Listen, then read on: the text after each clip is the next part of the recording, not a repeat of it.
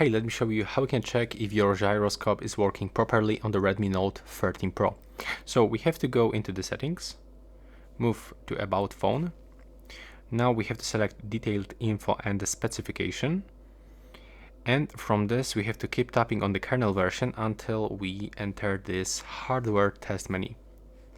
Now we'll have to scroll down and move into the gyroscope test.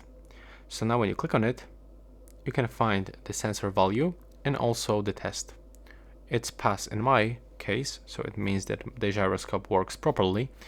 If there's if there's any bugs, you can try to do this one more time.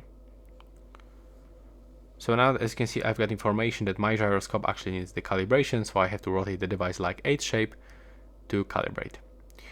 And right here we can find this.